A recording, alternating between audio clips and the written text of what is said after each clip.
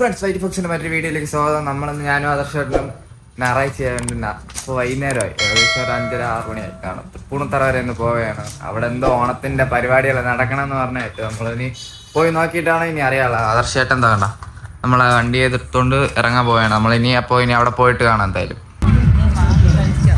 നമ്മളിവിടെ എത്തിയിട്ടുണ്ട്. സംഭവങ്ങൾ വളരെ അടിപൊളി കാര്യമാണ് കണ്ട.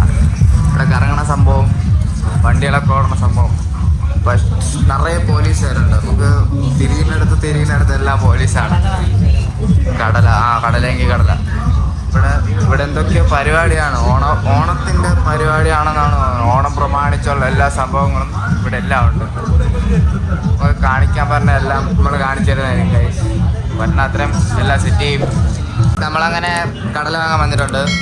കടലയും കഴിച്ചുകൊണ്ടാണ് ഇനി ബാക്കിയുള്ള പരിപാടികളെല്ലാം സെറ്റ് ചെയ്യണം. ആദർശമായിരുന്നു ഞാനുമായിട്ട് വന്ന് ഫുള്ള് സെറ്റാണ് ഗൈസ്. ഇവിടെ ഫുള്ള് ശബ്ദമൊക്കെയാണ്. പറ്റണാത്രയും ഞാൻ വീഡിയോ എടുക്കാൻ നോക്കാം. ക്ലിയർ ആണോ എന്ന് എനിക്ക് അറിഞ്ഞൂടാ, എന്നാലും നമുക്ക് നോക്കാം. നമ്മൾ കടല വാങ്ങിച്ചിട്ടുണ്ട് ഗൈസ്.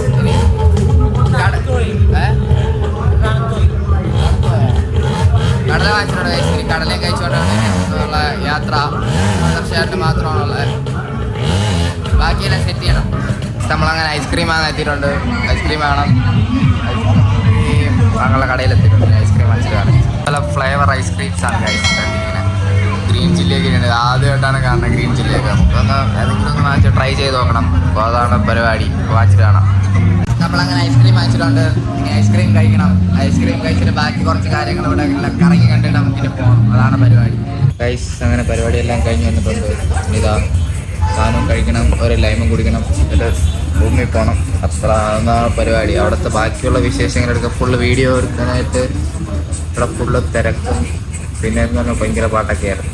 അതാണ് കുറച്ചൊക്കെ എടുത്ത് തികയോന്ന് അറിഞ്ഞുകൂടാ. അപ്പോൾ അടുത്ത വീഡിയോ ആയിട്ട് കാണുന്നവരെ ബൈ.